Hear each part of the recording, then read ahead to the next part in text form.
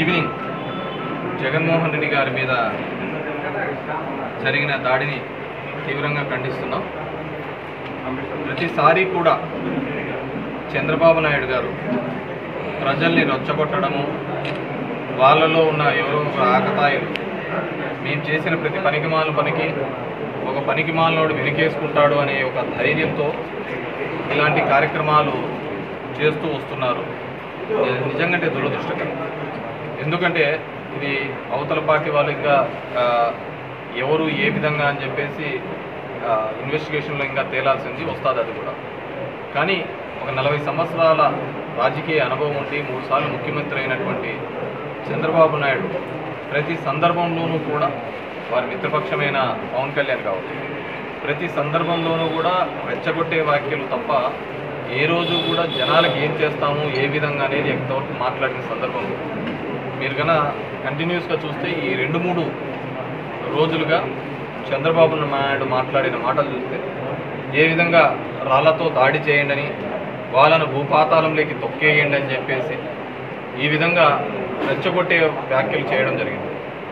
అదేవిధంగా చంద్రబాబు నాయుడు కొడుకు అయితే ఇంకా దారుణంగా ఎక్కడైనా కానీ మీ పిల్లల్ని బాగా చదివించండి, వాళ్ళకి మంచి ఉద్యోగాలు ఇప్పిస్తాము, లేకుంటే వాళ్ళకు మంచి భవిష్యత్తు ఉంటుందని చెప్పాలి. కానీ మీరు బాగా కేసులు పెట్టుకోండి, మీరు బాగా గొడవలు చేయండి, ఎన్ని కేసులు ఉంటే అన్ని పదవులు వస్తాయి, ఆ విధంగా ఇస్తాయని చెప్పడం నిజంగంటే డెమోక్రటిక్ నేషన్లో అంతకంటే హేయమైనది ఏం లేదు ప్రజాస్వామ్యం.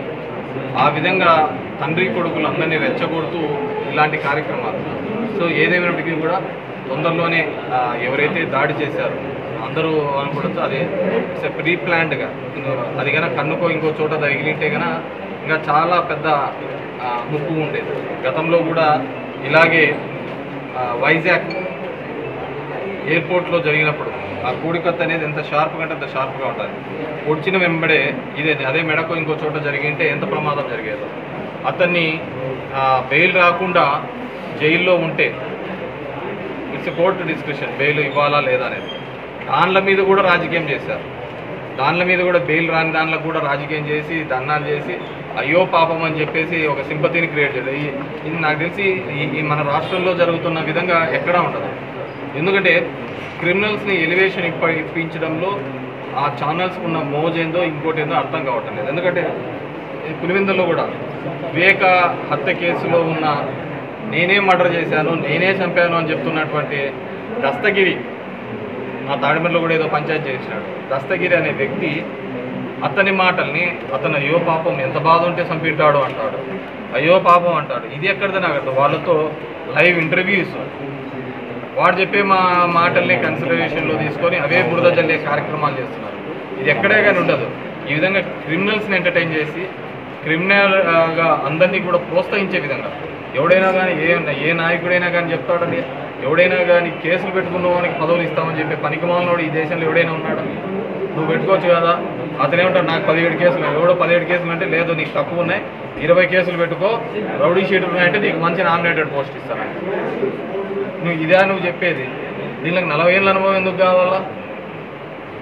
సో ఇప్పుడు కూడా గత 3 రోజులుగా చూస్తే అమరావతి ప్రాంతంలో కావచ్చు, విజయవాడ ప్రాంతంలో కావచ్చు, ఈ 3 ప్రాంతాల్లో చంద్రబాబు నాయుడు గారు రెచ్చగొట్టే ప్రకటనలనే చేశారు. ఆ ప్రాంతంలో నిన్న జగన్మోహన్ రెడ్డి గారు మొదలుపెట్టిన తర్వాత దగ్గర 4 to 5 hours విపరీతమైన జనాలు. విజయవాడ చరిత్రలో ఎప్పుడే కానీ అంతమంది పబ్లిక్ రోడ్ల మీదకి వచ్చి జగన్మోహన్ రెడ్డి గారిని ఆశీర్వదించేది ఎప్పుడే కానీ the first of it's kind. దాన్ని చూసి ఓర్వలేక ఎవడో పనికిమాలినోడు నీకు సంబంధించిన చెంచాగాడు నువ్వు రెచ్చగొట్టే వ్యాఖ్యల వల్ల జరుగుతున్న దారుణాలు. అదే జగన్మోహన్ రెడ్డి రెచ్చగొట్టలు ఇంతవరకు కూడా ఎక్కడే కానీ ఒక్క రెచ్చగొట్టే ప్రకటన చేసినట్టు స్థితప్రజ్ఞత ఉండాలి. పొలిటికల్ సిస్టంలో ఉన్న తర్వాత నువ్వు ఒక నాయకుడు ఉన్న తర్వాత జనాలకు నువ్వు మాట్లాడే ప్రతి మాట క్యాలిక్యులేటివ్గానే ఉండాలి. రెచ్చగొట్టడానికి ప్రతి ఒక్కరు రెచ్చగొడతా అంటాడు. తర్వాత ఆ కుటుంబాలను కాపాడేది జరిగిన తర్వాత. సో దీన్ని తీవ్రంగా ఖండిస్తున్నాం. డెఫినెట్గా అది ఎవరెవరు ఉన్నారో దీని మూలం ఎవరెవరు ఉన్నారో అవన్నీ కూడా తెచ్చు. ఇప్పటికైనా ఆ రెచ్చగొట్టే వ్యాఖ్యలు ప్రతిపక్షాలు మానుకోవాలని చెప్పేసి కోరుకుంటున్నాను. ఎందుకంటే పవన్ కళ్యాణ్ కూడా ఇప్పుడే కానీ తను ఏం చేస్తాడో చెప్పడు. ఎప్పుడు చూసినా డ్రాయర్లతో తిప్పేది, బట్టలు ఇప్పలేకుండా కూర్చోబెట్టేది, ఇవి కొత్తగా వస్తున్నాయి. అది వాతావరణంలో వచ్చే మార్పుల కలియుగం అంతమవుతున్న దిశమో తెలుసు, కానీ అందరికి మగవాళ్ళ మీద ఉంది, మగవాళ్ళకి ఎక్కువ మోజైపోతుంది. ఇలా it's bad scenario. So what ever maybe ఇప్పుడు దానికి బట్టలు ఇప్పి నిల్చోబెట్టడం ఎందుకు ఉంటుంది నాకు అర్థం కావట్లేదు. ఈ విధంగా రెచ్చగొట్టే వ్యాఖ్యలు కాకుండా జనాలకి ఏం చేస్తాము, ఏ విధంగా చేస్తాము, గతంలో ఏం చేసాం, అవి ఎంతవరకు నిలబెట్టుకున్నాం, ఇలాంటి కార్యక్రమాల మీద మాట్లాడితే బాగుంటుందని చెప్పేసి. ఇలాంటి దాడులు ఉన్న జగన్మోహన్ రెడ్డి గారి ఆపడం సాధ్యమేనా? ఇంకా ఇట్లాంటివన్నీ చాలా చూసినాం. Is very tough person. ఎన్నో కష్టాలకు ఇబ్బందులకు నుంచి బయటకు వచ్చిన పార్టీ. ఈ పార్టీ మొదలుపెట్టినది ఏదో ఆషామాషిగా వాళ్ళ నాయనిచ్చో మామూలు కిందేసో వచ్చిన పార్టీ కాదు. అది బాగా గుర్తుపెట్టుకోవాలి. ఎందుకంటే ఇతను కాంగ్రెస్లో ఉన్నప్పుడు కాంగ్రెస్లో ఉన్న వాళ్ళు ఇతనికి ముఖ్యమంత్రి స్థానం ఇస్తామన్నా కానీ ఇతను కేవలం ఒక చెప్పిన మాట కోసం బయటికి వచ్చి ఇద్దరితో మొదలుపెట్టిన పార్టీ, తల్లి కొడుకుతో మొదలుపెట్టిన పార్టీ ఈరోజు 151 మందిని ఎమ్మెల్యేలకు తీసుకొని రాగలిగిన in the span of 9 years. దీని వెనకలే పవన్ కళ్యాణ్ కూడా పార్టీ పెట్టినాడు 2 ఏళ్ల తర్వాత. ఇప్పటికీ తను గెలవలేక ఇంకా అభ్యర్థిస్తున్నాను అని ఏడుస్తున్నాడు. తన కోసమే, ఇంకా తను నమ్ముకున్న ఇంకా 20 మంది వాళ్ళు బతుకులు లేదు. So it's not that easy. Naidu ఎన్ని నిద్రలేని రాత్రులు గడుపుతున్నాడు. తన కొడుకు లాంటి వయసున్న ఒక వ్యక్తి ఈరోజు తనకు నిద్ర లేకుండా 40 ఏళ్ళ అనుభవం ఉంది అన్నావు, జగన్మోహన్ రెడ్డి బచ్చా అన్నావు. ఆ బచ్చానే నీకు ఈరోజు ఉచ్చబోయిస్తాను. సో మనమందరం కూడా మన జనం దగ్గరికి పోతున్నప్పుడు, పబ్లిక్ దగ్గర పోతున్నప్పుడు మాట్లాడేటప్పుడు ఒళ్ళు దగ్గర పెట్టుకొనే మాట్లాడాలి. జనం చాలా స్మార్ట్గా ఉంటారు.